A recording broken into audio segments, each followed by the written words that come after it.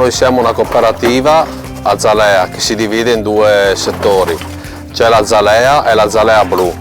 L'Azalea Blu si occupa prevalentemente di persone disabili con dei laboratori inclusivi per un'eventuale esperienza lavorativa anche esterna. Grazie ad Amazon adesso una volta al mese si possiamo usufruire di questo trasporto di viveri che serve per distribuire mensilmente ad ogni utente persone bisognose per dare un sostentamento alimentare almeno una volta al mese.